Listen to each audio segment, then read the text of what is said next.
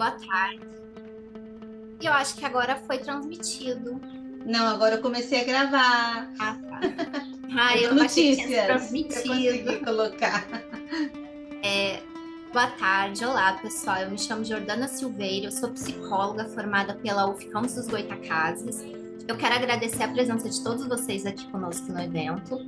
Eu vou apresentar brevemente o LAPEX PSOT, que é o Laboratório de Pesquisa, Estudos e Extensão, Pessoas, Subjetividade e Organizações do Trabalho. E o laboratório, ele engloba o Café com RH, que é um projeto de extensão, que é onde está acontecendo o evento, que ele promove ações em prol da melhoria da qualidade de vida no trabalho em Macaé, e a gente faz muitos eventos voltados ao petróleo e gás, mas também além do petróleo e gás. O laboratório também engloba o NEXT, que é o núcleo de estudos sobre trabalho, e o grupo de pesquisa Gestão com Pessoas e Subjetividade, Petróleo e Gás, que é o PG-SPG.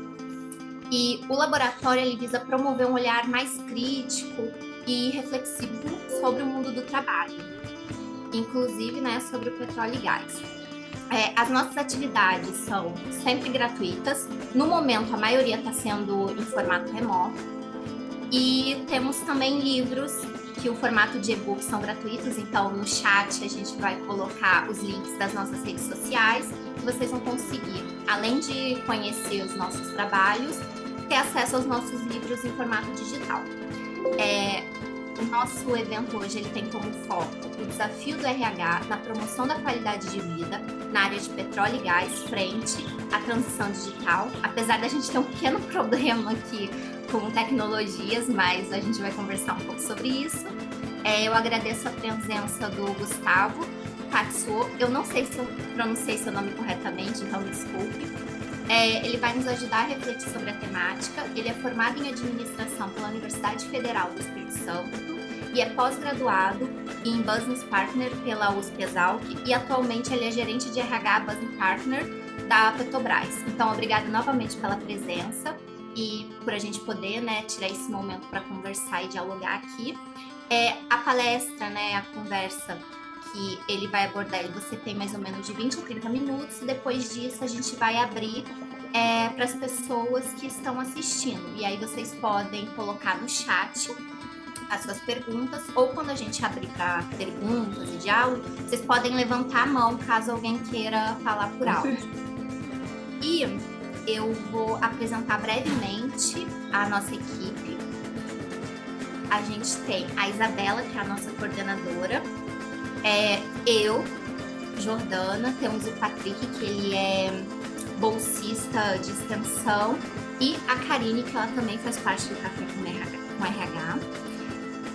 Agora eu vou pedir, né, para quem se sentir confortável e quiser abrir a câmera, porque por mais que a gente esteja fazendo por tecnologias digitais, é legal ver o rostinho de todo mundo, mas quem não se sentir confortável, tudo bem. E só lembrando que às 18 horas a gente vai ter outra roda de conversa, tá? Eu desejo um bom evento a todos. Muito obrigada novamente aos presentes. Muito bom, Jordana. Gustavo, a gente prefere que você se apresente, né? Que a gente fica mais à vontade, né? Você vai ter muito mais propriedade para falar da sua história, de toda a sua experiência, do que a gente. Então, você está com a palavra, tá bom? Gratidão novamente. Beleza, pessoal. Muito feliz de estar aqui no Café com RH. Foi um programa aí que a Isabela me apresentou. Eu não tenho muito tempo que moro em Macaé, não conhecia, né? Mas achei a iniciativa fantástica, assim, e debater esses temas é sempre muito legal. Vou fazer passar rapidamente minha biografia aqui para vocês, sem me estender demais. Eu sou Gustavo Tatsu, Jordana falou o nome certinho, viu? A pronúncia estava corretíssima. Eu sou um campineiro, né? Um paulista capixaba. Eu nasci em São Paulo, em Campinas, né? No interior de São Paulo, e me mudei para o Espírito Santo muito, muito novo, né? E cresci ali no sul do Espírito Santo, em Marataízes, não sei se o pessoal conhece. e depois migrei para Vitória, onde fiz escola técnica, fiz a faculdade lá na Federal do Espírito Santo e entrei pela Petrobras lá por Vitória, né? Desde que entrei na Petrobras eu trabalho na área de RH, já passei por várias áreas dentro do RH, já cuidei de gestão de performance de RH, custos de RH, parte de treinamento e desenvolvimento também, já fui coordenador dessa área, e agora estou com esse desafio de ser o business partner, né, o assessor de negócio de RH para a maior unidade de operação da Petrobras no Brasil, né, que é a UNBC, né, a Unidade de Negócios da Bacia de Campos, que fica em Macaé. Só para dar uma dimensão do que a gente está falando, quando eu falo maior unidade da Petrobras no Brasil, é uma unidade que tem 3.200 empregados, tá? Cerca de 3.200 empregados, aproximadamente metade deles trabalhando em regime offshore, né, embarcados. A gente tem também 26 plataformas, é uma unidade que cuida de 26 plataformas, a maior unidade em número de plataformas e número de pessoas, né? Hoje não é mais em produção de óleo, mas já foi por muito tempo. E dentre esses 3.200 empregados, nós damos suporte e assessoria para cerca de 700 gestores de todos os níveis, né? Supervisores, coordenadores, gerentes juniores, até gerentes mais sêniores, né? Então, é um desafio muito grande, muito relevante, né?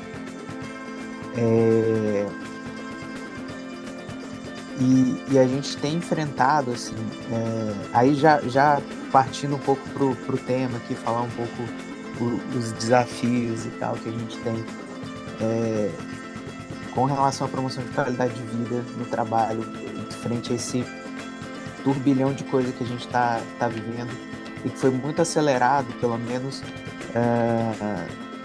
na Petrobras, depois da pandemia, né? A gente tinha durante a pandemia e depois da pandemia, a adoção das tecnologias passou a ser muito mais rápida, né? A gente passou a experimentar novos modelos de trabalho. Eu vou me aprofundar um pouco nisso daqui a pouco, né? Novos modos de trabalhar, a gente testou e tem implantado novos arranjos de trabalho. Isso tudo tem sido muito desafiador, né? A gente hoje tem um principal desafio, acho que é manter a cultura coesa, né? Nós temos, sempre foi desafiador para a Petrobras, porque a gente tem um grupo de empregados que se relaciona com a empresa a cada 21 dias, né? Eles estão embarcados, 14 dias, eles se relacionam com a empresa, eles têm contato ali com a cultura, mas eles passam 21 dias de folga e esses 21 dias eles estão vivendo a vida deles ali onde a empresa não é o ponto central, né? Quando a gente trabalha 5 vezes na semana, né, presencial ou qualquer outro arranjo de trabalho, a gente está mais envolto nessa cultura do que quem tem 21 dias de folga, né? Sempre foi um desafio, mas isso ficou o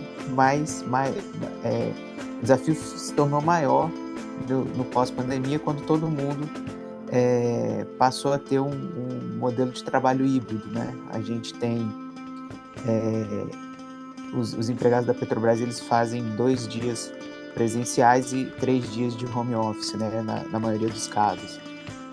E isso tem sido um desafio para manter uma coesão da cultura da empresa, né? A gente tem discutido muito sobre o arranjo do teletrabalho, a gente tem discutido muito sobre o impacto da gente ter empregados, com esse arranjo de trabalho, a gente tem empregados que deixaram de residir nas cidades onde a empresa tem seus prédios e foram morar nas redondezas ou até mais longe. Eu mesmo fiz isso, eu fiquei cerca de 2 anos morando em Vitória e trabalhando no Rio de Janeiro, indo toda semana. E você tem é diferente de você estar na mesma cidade da empresa e você tá trabalhando ali, né? E, assim, e outro desafio é que a gente tem visto a adoção de novas tecnologias de forma muito rápida, né? A gente ouviu falar, inteligência artificial a gente já ouve falar desde aquele filme do Spielberg, né? Mas a gente vê de fato o negócio acontecer não tem 2 anos, né?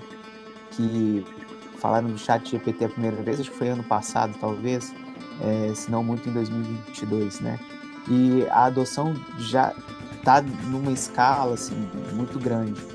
E não é todo mundo que consegue acompanhar, né? Não é todo mundo que consegue acompanhar, por N motivos. A gente tem empregados que têm uma idade mais avançada e já têm dificuldade com tecnologia e, por exemplo, você incluir uma ferramenta de IA no trabalho ali, para ele é uma coisa nova e pode ser um dificultador. A gente tem e aí é um dado geral, assim, né? A gente tem uma parte da população brasileira que é analfabeta funcional, né? E como é que ela vai lidar? Assim, acho que cerca de 30% da população, no dado de 2018, é analfabeta funcional.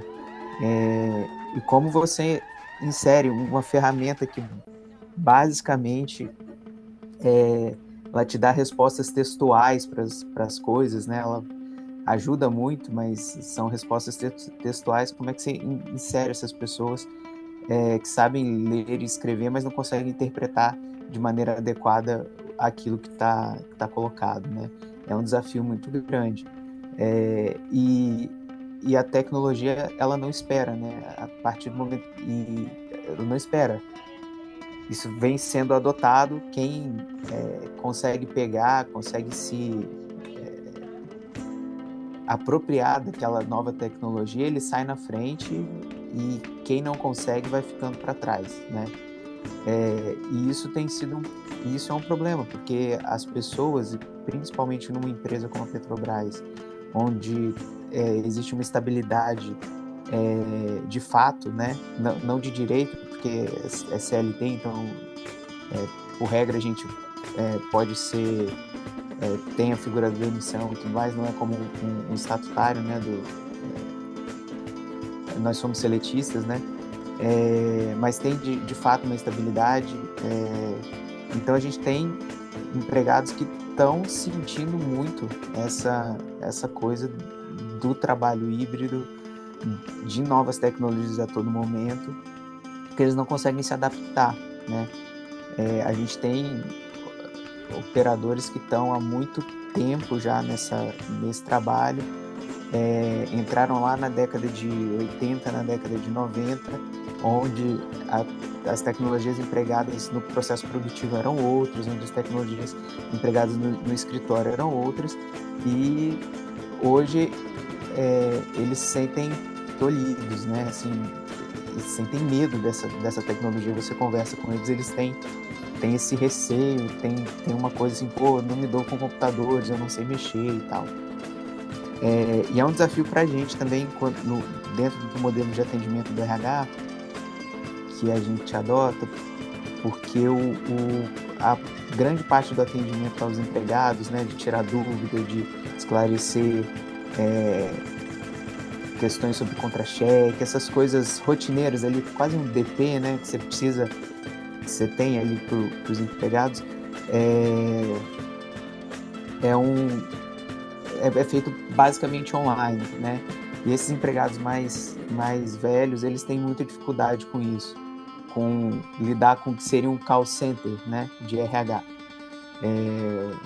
Então a gente está passando por um desafio muito grande de achar uma maneira de, sem mudar o modelo de RH que a gente tem hoje na companhia, a gente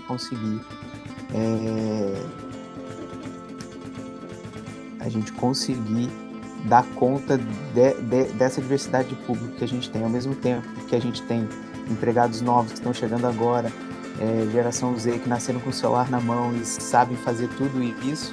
A gente tem empregados mais antigos que não conseguem, e nós temos quem está ali no meio, né, ali dos 30 aos 40, 50, que está aprendendo essas coisas novas, que não é nativo digital, e precisa se virar para aprender também, né?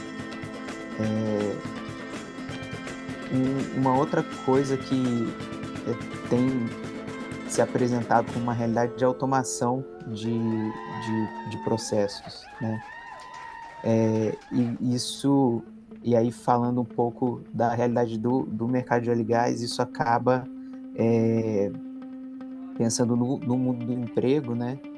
Algumas funções que você fazia, né, com pessoas, um trabalho manual repetitivo, alguma coisa mais específica, assim, você passa a fazer com robôs, você faz com máquinas automatizadas, com algum grau de inteligência por trás ali, e você precisa de mão de obra mais especializada. Muitas vezes esse público que fazia essas atividades antes, eles não estão aptos, né? Eles não estão aptos a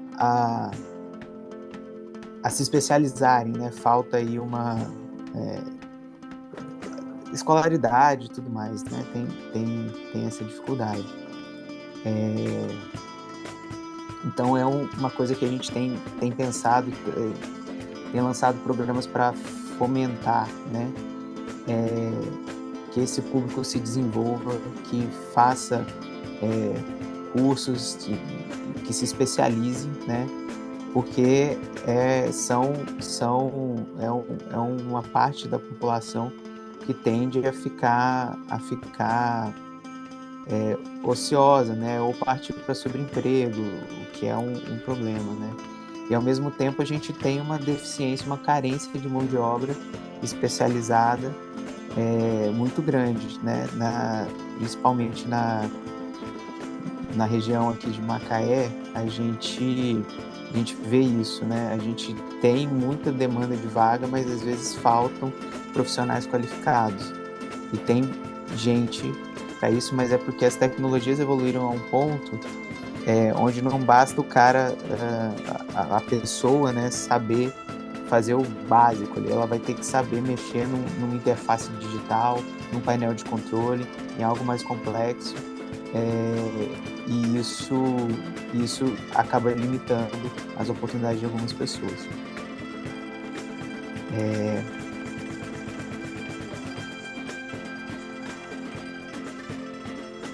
Sim, acho que em linhas gerais era isso assim que eu pensei para comentar. Queria ouvir o pessoal assim, para poder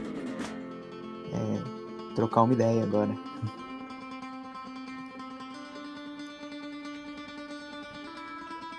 Oi, Gustavo. Então, vamos lá, vamos abrir para questões, né? Porque eu acho que o Gustavo trouxe essas principais inquietações para a gente começar a refletir e trazer outras questões, né, para a gente conversar. Né? O Café com RH é uma roda de conversa totalmente informal, tá, gente? A gente tenta, dentro dos nossos limites e possibilidades, colocar todos, né, nessa conversa, nesse diálogo. Ninguém aqui tem um suposto maior saber sobre esses desafios, que eu acho que não é um desafio só do Gustavo na posição que ele está, mas é um desafio para todos, né? Aqui é uma pessoa que me ligou para tentar me ajudar com o negócio do YouTube, mas eu vou atender depois. Mas eu acho que é um desafio, né, para todos nós, inclusive eu aqui, até você falando, poxa, eu tô me sentindo nessa galera aí, nessa faixa etária, né, de 40 a 50, né, que nunca tive um probleminha aqui com o YouTube, porque achava que eu dominava essa ferramenta, né, sempre transmiti todos os eventos, e agora deu esse problema e eu não estou conseguindo resolver, e me sentindo super mal por não conseguir, né, tá resolvendo. A minha equipe também, todos mobilizados, tentando achar a solução. Por que dessa vez a gente não está conseguindo, né? O que está acontecendo, que está travando no YouTube. Mas eu acho que faz parte de todas as empresas, não é só um desafio aí, né, que está acontecendo na Petrobras. E aí, na sua fala, Gustavo, eu vou começar com minhas questões, tá? E aí eu peço para todos que tiverem questões, ou levanta a mão, né? Ou coloca ali no chat, pode pegar a voz, pode falar via vídeo aqui, ou perguntar quem sentir muita vontade, né? Ali pela questão é que a gente, pelo chat que a gente reproduz aí a pergunta. Mas me veio uma questão a partir da sua fala, Gustavo, que é a seguinte, mas assim, as pessoas teriam que se adaptar, eu falo as pessoas não só da Petrobras, né? As que trabalham na Petrobras, eu falo todos, né? Que estão, vamos dizer, enquadrados nesse grupo, né? Que você traz, né? Que são talvez os mais antigos, que não, né? Que não é dessa galera, como é que você usa o termo? Nativos, né? Digitais, e que tem uma potência enorme, né? Tem toda uma experiência, tem toda uma bagagem, e que aquilo ali deixa de agregar valor, né? Em função da questão digital. E a questão, eu falo assim, será que eles teriam que se adaptar, né? No sentido, nossa, até me colocando, né? Nas minhas tentativas de adaptação ao mundo digital, a dar conta de tudo quanto é app, de tudo quanto é coisa aí nova de programação, parará, né? Pensando até no meu lugar enquanto professora, né?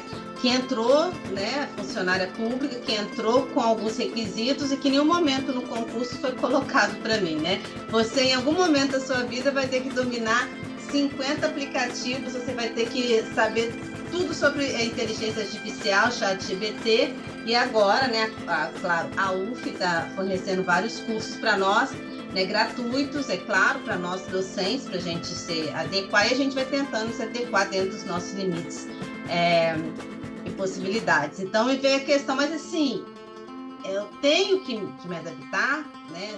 Eu sei que eu tenho, né? Mas quais são os limites dessa adaptação do ser humano, né? E o quanto que isso impacta, inclusive, na saúde física e mental, quando a gente tenta se adaptar para uma coisa que é do campo do impossível, muitas vezes para alguns, né? E sendo que, do meu ponto de vista, eu quero dividir com todos também, porque acham essas questões que eu estou trazendo, eu acho que é do campo do impossível uma total adaptação, porque o ser humano não é programável, né? Igual um robô, a gente não tem como programar o ser humano para se adaptar a tanta coisa e saber tanta coisa, igual o ChatGPT. A gente não tem como virar algo para o ChatGPT.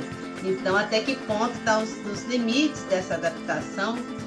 E aí, o que as políticas e práticas que a Petrobras tem tido no campo da saúde, né, no campo da gestão, que até as meninas vão falar no próximo evento, as questões da saúde, né, nas plataformas de petróleo, mas aí eu falo não só nas plataformas de petróleo, né, mas as políticas para que as pessoas possam se adaptar com qualidade de vida, né, no trabalho, não se sentindo tão ameaçadas em função dessa dificuldade de adaptação. Falei demais? Você deu para entender minha questão? Não, eu entendi. Eu me coloquei nesse lugar também, sabe, assim, da parte da sua fala. Eu acho que todos nós, assim, a gente acaba se colocando, porque é tudo muito novo, né? Eu acho que tem tem o papel da gente tentar absorver essas novas tecnologias, essas novas tendências, sim, né? Mas tem um papel importantíssimo que a empresa e inclusive o poder público precisam ter esse olhar, né? Não pode simplesmente a gente tem uma nova tecnologia, ela está colocada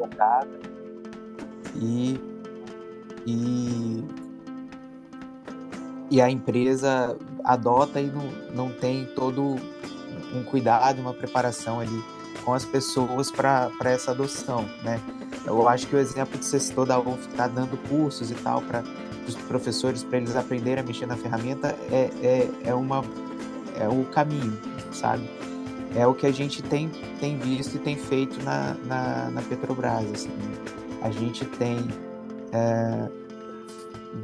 pessoas muito, muito boas nessas novas tecnologias dentro da própria companhia, né? E que são grandes disseminadores desse conhecimento. Então a gente tem muitos cursos internos para essas novas tecnologias, para a parte de analytics, para a parte de inteligência artificial, pessoas inclusive reconhecidas fora da companhia, assim, no mercado, como referências, né? Então isso tem ajudado muito. Mas tem que ter um olhar da companhia fora a questão da capacitação e da preparação das pessoas.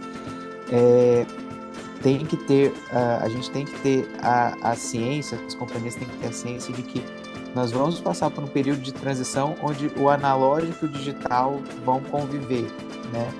Até que nós, não nativos digitais, estejamos fora do mercado de trabalho, ainda vai acontecer isso, sabe? A gente ainda vai passar por isso. E eu imagino que daqui para frente cada vez mais, porque as tecnologias vão mudando, vão vindo cada vez mais rápido, e a gente, até por uma questão biológica, a gente vai deixando de ter capacidade de acompanhar no ritmo que as coisas vêm. Então tem que ter esse equilíbrio, né? De que eu vou ter o cara muito mais jovem ali que vai pegar tudo isso, e eu vou ter empregados mais seniores que vão ter uma bagagem tremenda, mas ao mesmo tempo eles não vão usar o chat GPT para criar um e-mail ou para elaborar o plano de ação do projeto, mas eles vão conseguir fazer de outra forma ali em outro tempo, né? Vão fazer de outra forma em outro tempo, mas vão fazer talvez até com mais qualidade do que uma inteligência artificial fez, né? Acho que esse é o ponto, assim. Mas você considera, já Matheus e Ivo, né, vou colocar as questões que vocês trouxeram, tá? Obrigada aí por trazer essas questões. Mas você considera que há essa sensibilidade da gestão, né, dos principais líderes sobre isso que você acabou de falar, que eu achei fantástico, né? Da potência, são duas potências, entre a questão do etarismo que a gente está vendo também nas organizações, nessa mudança da faixa etária, né? Da pirâmide etária que a gente está tendo no nosso país também, né? Da questão etária mesmo, e dessa potência, né? Tanto os dois lados, tanto os mais jovens quanto aqueles, igual você disse, que tem toda uma bagagem, um conhecimento, né? E que às vezes não vão optar pelo chat GPT, vão talvez optar por fazer e vão ser mais lentos, porque não vão usar a ferramenta, mas vão fazer uma entrega talvez que agregue muito mais valor, né? É um desafio cultural, né? A gente é educado e assim, enquanto sociedade, né? De que chega um determinado... E a gente vê isso reflexo no mercado de trabalho, como é difícil para um 50 a mais se recolocar quando perde o emprego e tal. Assim, isso é cultural, a gente precisa trabalhar essa cultura dentro das empresas, mas no geral, como sociedade, assim, para entender que aquela pessoa, ela tem muito para entregar. Não é uma coisa fácil não, sabe? Não, assim, e não sei se todos, né, se todos os gestores, se todo mundo tem essa visão, sabe? Mas eu acho que é um trabalho de cultura, assim. A Petrobras, falando um pouco da realidade que eu estou aqui no dia a dia, ela é uma empresa onde as pessoas fazem carreira, a vida dentro da companhia, né? Por ser uma estatal, a gente tem estabilidade de fato e tudo mais, então as pessoas entram muito novas e saem com uma idade mais avançada, né? Elas se aposentam aqui, né? Elas fazem a vida toda. Então é uma empresa que ela é meio engraçado, assim. Ela sabe, ela lida com isso de uma forma muito natural, mas não de uma forma tão assim, é natural você ter empregados mais seniores e tal, mas não tem um olhar atento para esse público, assim. Apesar da gente não ter um problema de desemprego dentro da Petrobras, as pessoas não estão empregadas, a gente tem um problema do empregado que está com idade mais avançada e ele é preterido para algumas coisas, seja porque ele está mais ele não vai ter uma promoção, ele não vai, né? Então isso acaba acontecendo mesmo sendo uma empresa onde as pessoas elas passam a vida toda e você tem esse público, né? Não o público que sai cedo. Então, assim, respondendo essa pergunta, eu não acho que a sociedade como um todo está preparada, sabe? E esse é o grande desafio. Sim, concordo com você. A sociedade como um todo não está preparada, né? São vários desafios. E, finalizando assim, as minhas questões, igual eu falei que a UF, né, fornece essa preparação, tem ajudado a gente, né, nessa adaptação através de cursos, né? Não que eu considere isso suficiente, mas já é uma coisa. No caso de vocês também, vocês têm incentivado, né, você colocou na sua fala, né? Programas, incentivado as pessoas a fazerem cursos e tudo, a própria Petrobras, então, tem fornecido, né, esse apoio nesse processo de adaptação, não é isso? Tem fornecido. A Petrobras sempre prezou muito pelo desenvolvimento dos seus empregados, né? A Universidade Petrobras, que é a nossa universidade corporativa, é um símbolo da companhia, assim, e de como ela é uma empresa que investe no desenvolvimento de seus funcionários. E isso não mudou com essas novas tecnologias, assim. Acho que, inclusive, nos últimos anos foi o que alavancou, de fato, a área de treinamento e desenvolvimento da companhia. Assim. A gente estava num período ali no pós-pandemia, de muita restrição e tal, e isso foi o que segurou as pontas da área de desenvolvimento, assim, e isso tem se mantido hoje. Bacana. Sim, a universidade corporativa, né, da Petrobras é uma grande referência. Sim, Fábio. Tudo bem? Tudo bem. Então, eu quero fazer uma pergunta também, não sei se você terminou. Claro. Eu quero botar minha colher nesse negócio, né? Você se importa só de eu passar ali primeiro pro Matheus, que perguntou ali no chat? E já passo para você, Fábio? Não, até porque eu sou meio velhinho de casa, né? É só porque o Matheus e eu comecei a falar, eles colocaram o Matheus, o Ivo e depois o Fábio Monteiro. Mas aí eu vou colocar a fala do Matheus, passo para você, Fábio, depois vou para o Ivo e para o Fábio Monteiro, tá bom? Então... Tem uma pergunta antes do Matheus no chat. Desculpa, tem a Ana Clara, porque veio um negócio aqui, desculpa. Você pode falar, Jordana, passar a pergunta para o Gustavo? Posso. A Ana Clara Santos. Boa tarde, Gustavo. Qual a solução você teria em mente para esse tipo de problema do rápido avanço tecnológico e as gerações que não têm tanta facilidade com essas mesmas tecnologias? Essa pergunta não é fácil, não. É um pouco do que a gente comentou. Passa por desenvolver, treinar, ensinar, né, prover oportunidades para essas pessoas, mas passa também por uma questão cultural de entender que não vão ser todas as tecnologias que todo mundo vai conseguir absorver de forma fluida, né, sem que isso cause sofrimento, sem que isso cause algum mal-estar na pessoa, e que a pessoa ela tem suas capacidades de resolver, de entregar aquilo de outra maneira, né? A gente teve uma adoção muito grande aqui da ferramenta da Microsoft, o Power BI, que é para fazer relatórios, né? Só para dar um exemplo. Ele faz dashboards, enfim, é fantástico, uma ferramenta fantástica para análise de dados, e teve uma adoção massiva na Petrobras, assim. Só que muita gente não conseguiu pegar ali, sabe utilizar um painel pronto, mas não sabe fazer, não sabe mexer nos dados, assim. E isso, ok, é normal. A gente tem pessoas que sabem fazer e que fazem muito bem, e tem gente que vai na boa e velha planilha de Excel e entrega da mesma forma, né? Então a gente tendo essa... Parece que alguém, a Tabata. Já mutei ela. Vamos ver se mutou. Tabata? Vou colocar no mudo. Pode continuar, Gustavo, desculpa. Tranquilo, não, acontece. Nas videocalls isso é normal. E é isso, tá? Acho que me perdi um pouco agora no final da resposta, mas é isso, assim.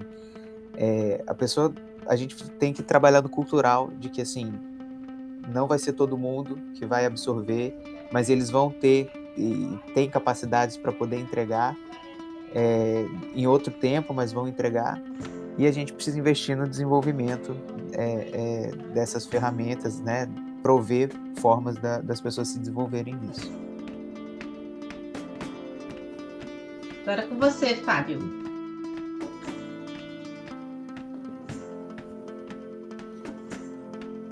Não seria o outro rapaz? Pode ir. Depois a gente passa vai revezando entre a gente e a galera do chat. Pode ir. Então vamos lá. De novo, boa tarde, pessoal. Boa tarde, Gustavo. Prazer, viu? Prazer. E o que ocorre, Gustavo? Algumas questões que eu gostaria de trazer, e na verdade até a pergunta que eu vou fazer, a Isabela já me conhece um pouquinho, né, Bela? É mais retórica, talvez, até do que de uma resposta, porque você não tem solução para todas as coisas, obviamente, né? E eu vejo assim que o desafio, ele não é um desafio cultural, até discordando um pouco. Eu entendo que é mais um desafio humano, porque o ser humano ele tem um limite, não é só uma questão de cultura. Bom, há quem diga, mas no Japão, mas na Dinamarca, mas na França. Sim, mas são todos os franceses, todos os japoneses e todos os dinamarqueses. Então a gente percebe que é uma questão da limitação humana, né, que todos têm. Uns mais, outros menos, não é? E aí eu lembro de uma frase desse tempo que a gente está vivendo, né? Poxa, você, de forma muito tranquila, trouxe assim, uma fala muito legal para a gente. Eu lembro do Einstein, que disse que a Quarta Guerra Mundial, olha só, ele falou da quarta, né? A Quarta Guerra Mundial será de pau e pedra. Né? Será que ele falou isso? Será que ele era tão ignorante ao ponto de não enxergar que tecnologicamente a sociedade ia evoluir? Né? Mas tem um porquê, é algo para a gente pensar. Será que a verdade é essa mesmo? O céu é o limite? Não é? Dentro da questão tecnológica? E aí eu vou para a pergunta, né? Porque eu vejo assim, sabe, Gustavo? A máquina, ela muda muito rápido. A tecnologia também, a gente está vendo isso aí. Os processos também. O ser humano nem tanto. Né? O ser humano nem tanto. Quando você falou, né, da questão do funcionário velho, eu entendi perfeitamente. Não é uma forma pejorativa, por favor. Eu entendo a sua fala. Me vem a pergunta, né? Como dar tempo de aprendizagem e adaptação quando não se tem tempo de aprender nem se adaptar? Essa é a questão.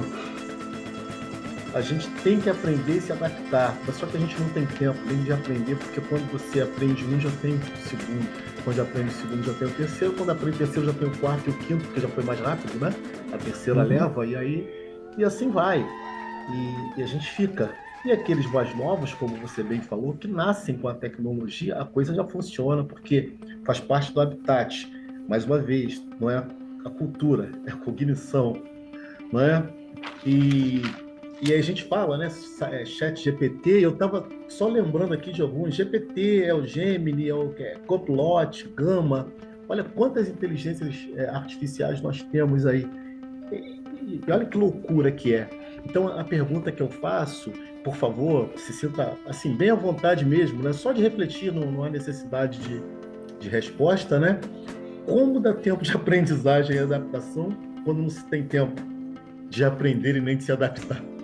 A resposta é para ontem, né? Parabéns mais uma vez, Gustavo. Obrigado. Valeu, Fábio. Excelentes colocações, assim, vou dormir pensando nisso. Não tem uma resposta, mas de fato, assim, foi excelente, assim. E eu concordo com você, assim, quando você disse que não é cultural, assim, acho que quando eu disse que é cultural, é um pouco da nossa cultura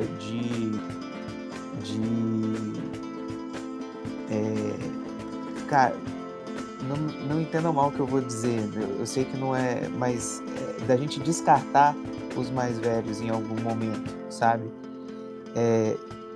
Não me entendam mal, assim, mas não, eu já estou com acontecendo. medo. Eu estou te entendendo bem, mas eu já estou com medo de você, cara.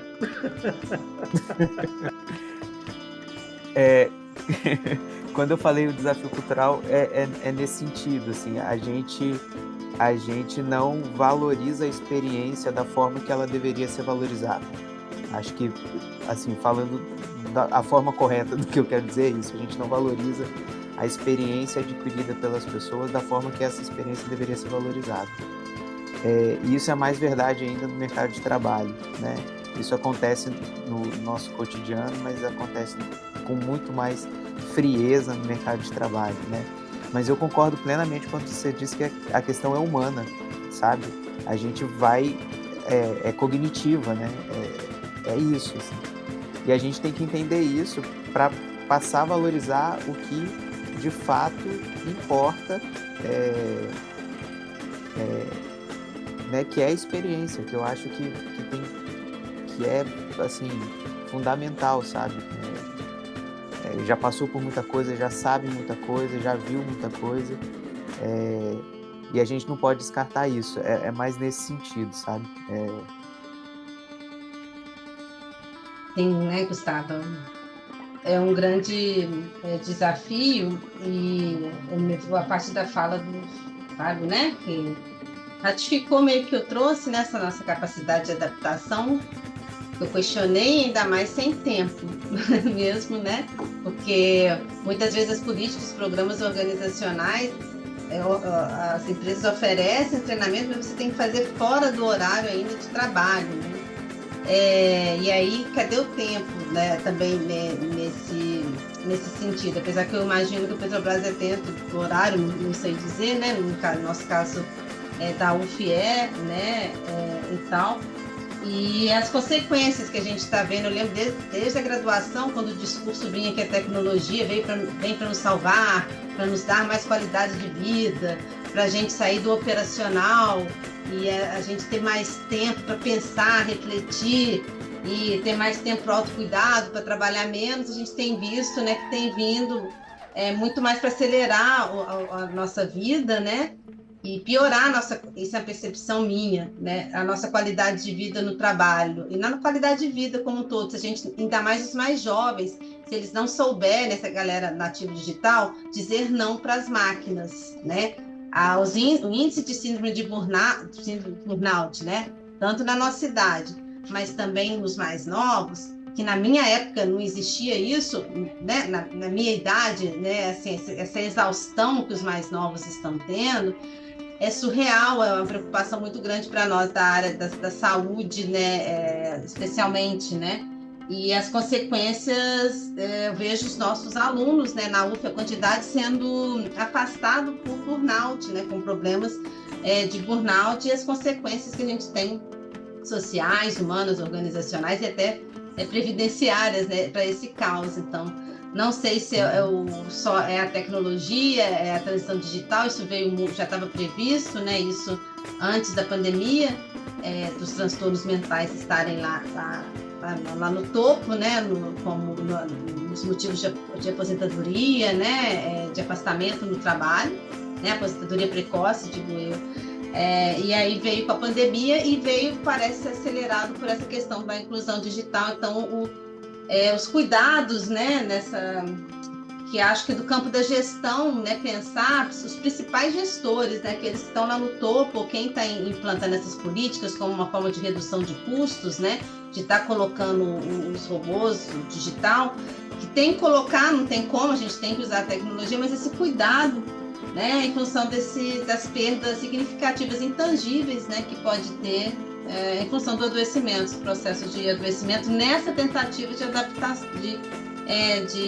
adaptação. Então, acho que o Fábio traz essa questão, né, que acho que é para todos, né, refletirem. E aí o Matheus pergunta, né, como as políticas de RH podem ajudar a mitigar os riscos de isolamento e desconexão? Excelente pergunta, Matheus. Desconexão entre equipes que são agravados pela digitalização, a automação, etc. Essa é muito boa mesmo. E é o que a gente está passando, assim, acho que eu comentei um pouco no começo, talvez não de forma tão clara, assim, a pergunta do Matheus foi brilhante. É o grande desafio, tá? A gente ter políticas que consigam atender a essa necessidade que a gente tem agora, né? A questão do isolamento, da desconexão. Vou te dizer que não tenho uma resposta assim de pronto, porque é o que a gente está vivendo, a gente está tentando descobrir isso, né?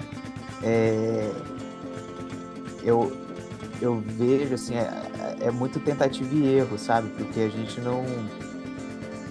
era tudo muito quadradinho antes, né? Tudo muito encaixadinho. Você ia para o trabalho de segunda a sexta, de 8 às 18, trabalhava ali bonitinho e tal. Você tinha seus colegas de trabalho, você estava na sua mesa e tal. Hoje você vai 1 ou 2 vezes na semana, se você não trabalha remotamente para uma empresa em outro continente, outra cidade, outro lugar qualquer, assim. E como que você cria cultura? Como que você faz com que as equipes se integrem, conversem, tenham o que a gente tinha antes? É difícil, assim, não tem uma resposta pronta para isso. Acho que é tentativa e erro, e cada organização, cada empresa vai ter a política que vai funcionar dentro da sua cultura, sabe? Cada organização não tem uma resposta única para todos.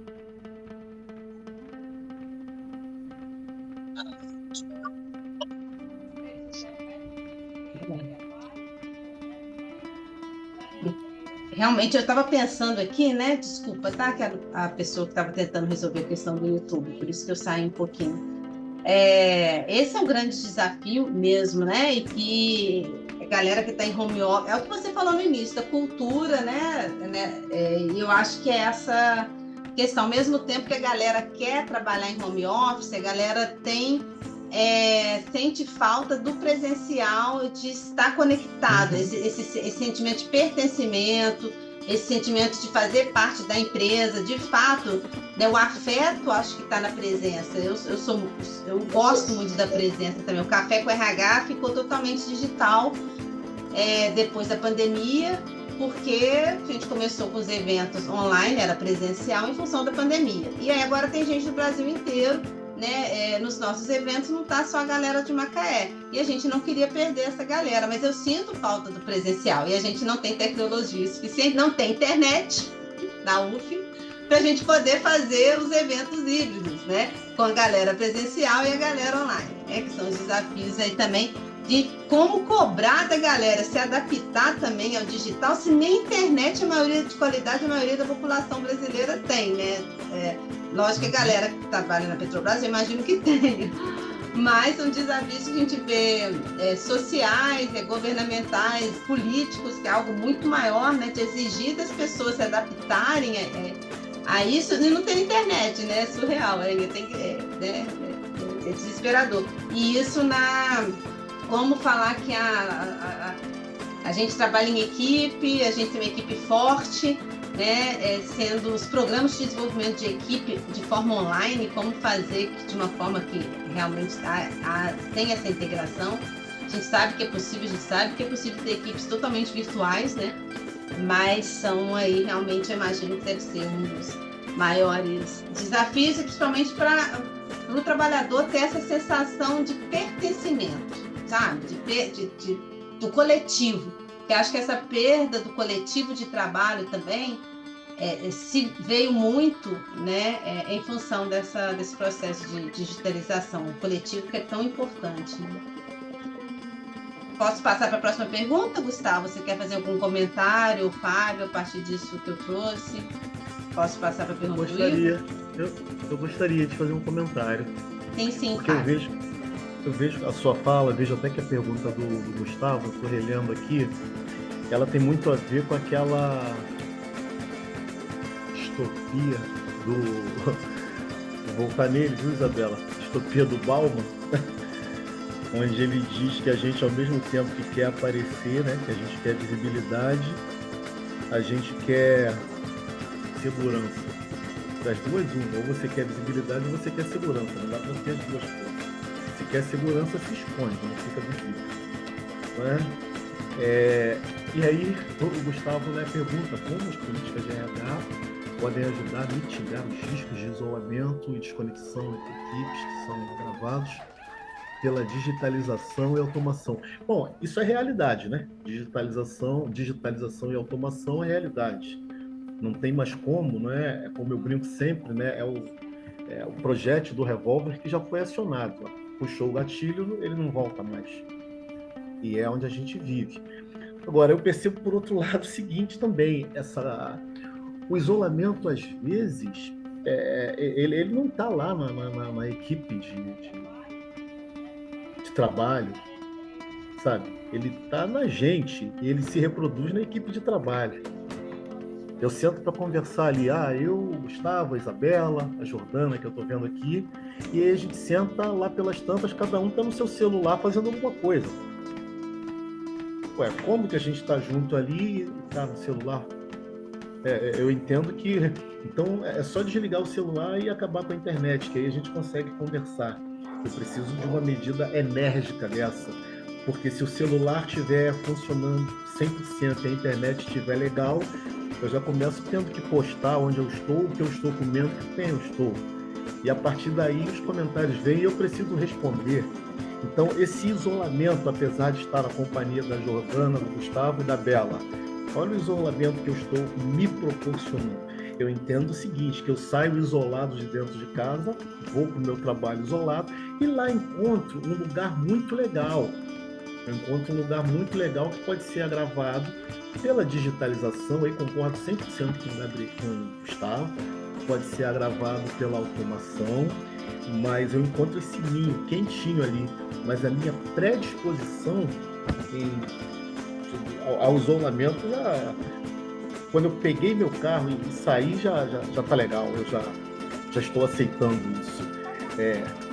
Enfim, né? Mais uma questão de percepção pessoal. Por favor, usei o Bauman para fortalecer a minha fala, mas é só a percepção pessoal. Jordana? Boa tarde. Só fazendo um adendo ao que o Fábio falou, essa questão do isolamento, as pessoas que trabalham e entendem muito de tecnologia, normalmente são pessoas que preferem se isolar um pouco mais ou trabalhar totalmente remoto. E são os trabalhos que você mais encontra em formato remoto.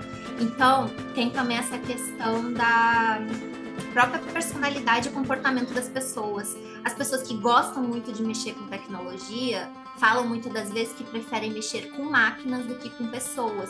Então, essas pessoas que sabem muito de tecnologia, que estão criando tecnologia, não se relacionam tanto, não são tão extrovertidos. Então, talvez, além da máquina ser algo muito frio e que a máquina ela não é humanizada, a máquina ela não é humana. Mas se as pessoas que criam e fazem os programas também não são pessoas que se relacionam tanto com pessoas, e é o que a gente mais vê, quem mexe com tecnologia tem um grupo muito seleto de pessoas que se relacionam e normalmente prefere ter um ambiente que ele fique isolado, sozinho, fazendo suas coisas, e quando conversa e faz alguma coisa com a equipe, é só quando é necessário. Então, assim, as próprias pessoas que criam tecnologia já não se relacionam tanto, parece que são mais isolados. Posso estar totalmente errada, isso é só da minha perspectiva e de tudo que eu vejo em filme, série, que eu tenho procurado e no mercado de trabalho, são a maioria das vagas que você pode trabalhar totalmente remotamente. e que não exige esse contato direto com o outro. Então, talvez também seja uma coisa a se pensar. A gente não pode generalizar, né, Jordana? Mas faz sentido, mas tem gente que também, que não é na área da tecnologia, que está se isolando. Mas aí é uma reflexão profunda, acho que para um outro evento, para a gente pensar a necessidade de isolamento que nós temos, de estar, né, isolados, né, para a nossa saúde mental, e algo que foi imposto pela pandemia, a questão do isolamento, e que a gente continua isolado, e que a gente não, é totalmente inconsciente, né? E aí que a gente foi preferindo ficar isolado e agora está vendo as consequências do isolamento. O que é o isolamento e como que isso teve impacto e está tendo ainda nas nossas vidas. E é lógico que quando a gente opta pelo home office, quando a gente opta por um tipo de trabalho ou outro, a gente tem os benefícios, né? E tem as consequências negativas, que acho que agora que todos estão começando a refletir pós-pandemia sobre essas escolhas nossas. E o estar isolado, eu acho que é uma condição...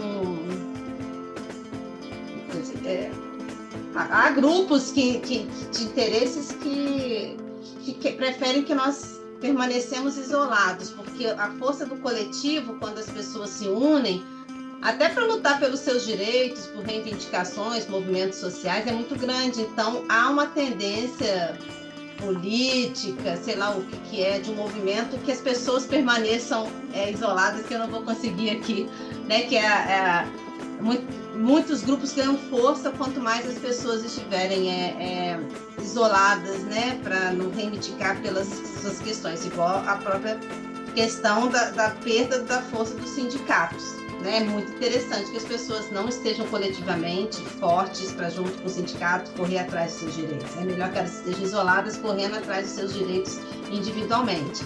Então, tem gente que ganha com isolamento, né? Isso que eu quero dizer, que é uma questão crítica, reflexão crítica para a gente pensar.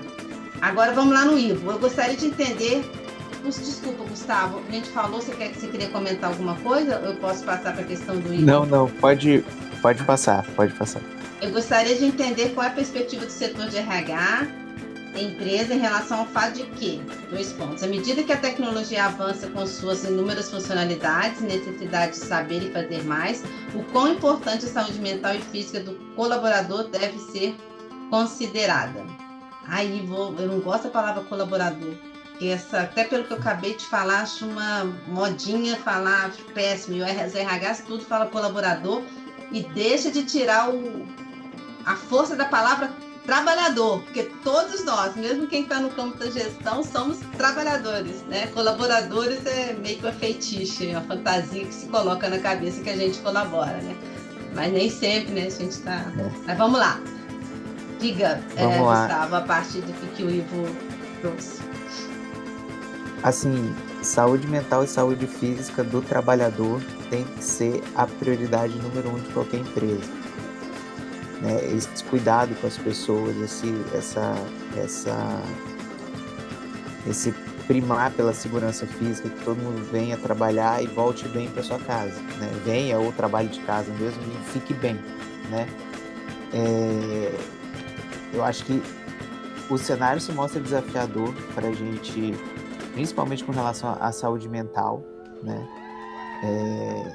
A gente, no pós-pandemia, a gente viveu e a gente vive ainda uma crise de saúde mental. Dentro da companhia aqui da Petrobras, a gente vive isso e a gente vive isso na sociedade, né? Existe uma crise de saúde mental que foi muito, muito agravada pela pandemia, né? E a empresa ela tem que primar pela saúde dos seus trabalhadores, assim, não tenho... Acho que tem que ser o número 1 de importância, assim, sabe? A partir do momento que sua empresa está adoecendo as pessoas, né?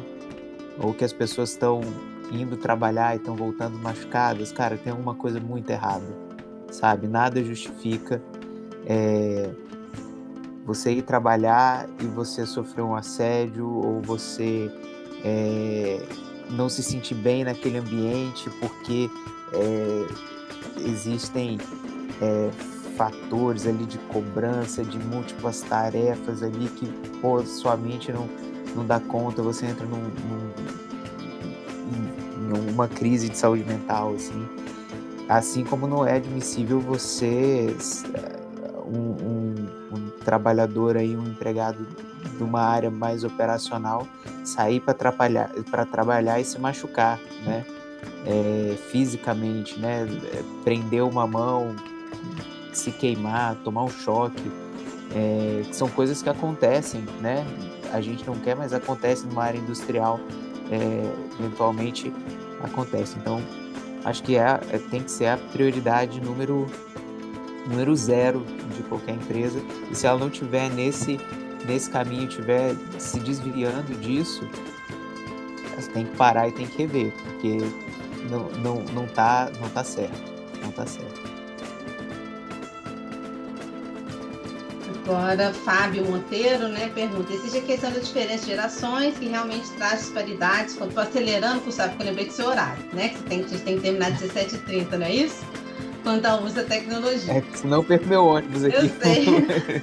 Mas será que não existe também um excesso de uso tecnológico em áreas ditas humanas, como o RH, por exemplo? Abandonar o atendimento mais humanizado não seria também um retrocesso? Excelente, Fábio.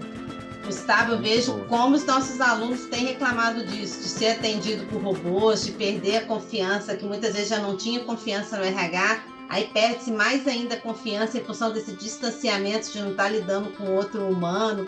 E isso não só dos mais velhos, mas dos mais jovens também, né? Que ficam cada vez mais desconfiados em relação ao RH. Uma excelente pergunta, foi ótimo você trago essa questão, Fábio Monteiro. Foi muito boa mesmo, Fábio. Assim, por coincidência, eu estava no evento hoje cedo, eu tô no Rio, né? Por isso eu tenho um horário, tenho que pegar o ônibus para voltar para casa. Tava no evento hoje cedo e a gente falou justamente disso, né? E isso é uma coisa que a gente escuta, eu escuto bastante dos empregados que eu atendo, né? Eu escutei o seguinte: era bom lá atrás, né? Lá atrás, alguns anos atrás, porque lá o RH gostava de gente. Agora o RH não gosta mais de gente. Porque a gente automatizou tanto que o negócio ficou desumano, né? Assim, é ruim. É a mesma sensação de quando você precisa resolver alguma coisa na Enel e, cara, você só consegue falar com aquele chatbot deles que é horroroso e você não consegue, sabe? Você tá sem luz, você quer que alguém te fale, te dê uma previsão e não consegue. A gente virou isso, sabe? De fato, houve um exagero. A gente esqueceu de que parte da essência do RH é lidar e estar junto com as pessoas, né?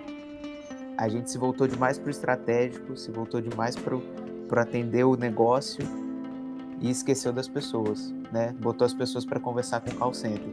Por N motivos, é mais barato, você reduz a necessidade da sua força de trabalho de RH, vai ser muito menor, você terceiriza esse call center, sabe? E isso vai ser mais barato, tem ganhos de custo, tem ganho de escala, porque você não precisa ter um monte de gente atendendo, mas a que custo, né? A que custo?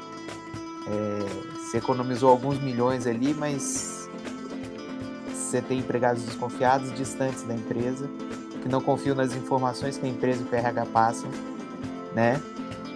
E que vão procurar isso por outros meios, né? E aí você tem um aumento de demandas judiciais, de demandas de ouvidoria, de demandas porque o empregado não consegue, o trabalhador ele não consegue ter uma resposta satisfatória, e às vezes a resposta satisfatória não é a resposta positiva porque ele está pedindo, porque ele está demandando, mas é uma resposta assertiva, acolhedora, né, que você vai, né, explicar, tal, ele pode não concordar, mas, né, e o call center, quando você abre um chamado, né, a resposta que vem é muito fria, é um texto ali, cita uma norma interna, isso e aquilo, pá, e fechou a resposta. E o cara não vai ficar satisfeito, ele vai procurar um outro caminho. Ele vai para uma ouvidoria, ele vai procurar a justiça, ele vai procurar o sindicato vai informar ele, né? Vai de outra forma, porque os sindicatos eles têm ainda essa proximidade humana com os trabalhadores, coisa que o RH perdeu, né?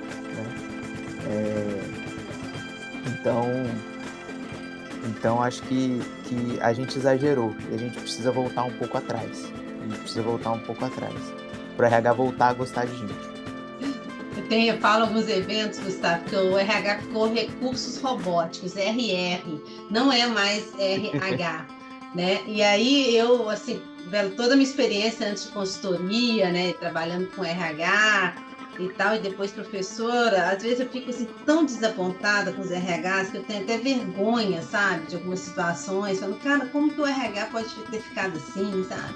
Totalmente robótico, aquilo que chama o humano, né, o recursos humanos, que é humanos, né?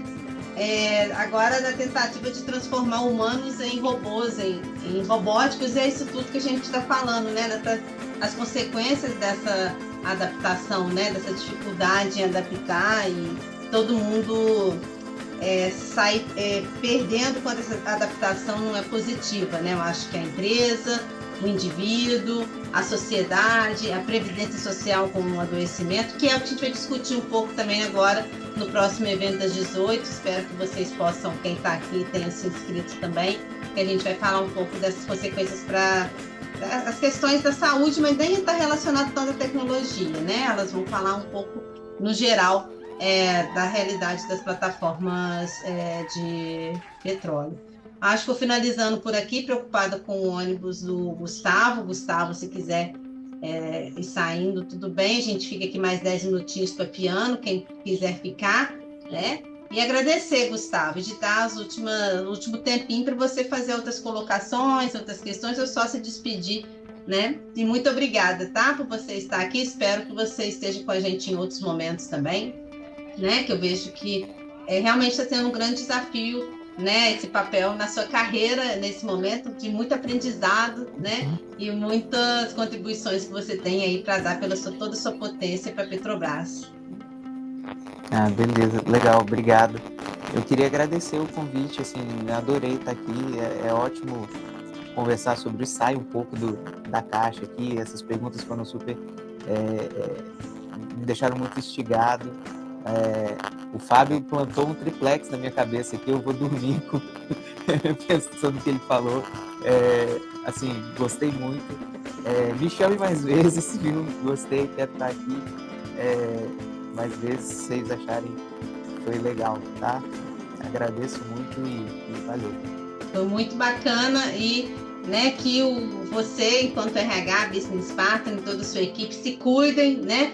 Também para terem qualidade de vida no trabalho, para poderem proporcionar qualidade de vida no trabalho para os trabalhadores também, porque a gente sabe, muitos criticam a área de RH, mas não tem noção da sobrecarga de trabalho que os próprios trabalhadores de RH são submetidos, né? Então, há toda uma desconfiança, várias questões em relação às políticas de RH, mas ninguém pensa como é que está, né, também ali os trabalhadores do RH e as dificuldades de recursos, de tempo, enfim, né, o quanto que estão muito sobrecarregados mediante isso tudo que a gente está discutindo aqui, tá bom? Então, que todos aí do RH da Petrobras estejam bem, estejam felizes para poderem fazer o melhor por todos, tá bom? Gratidão.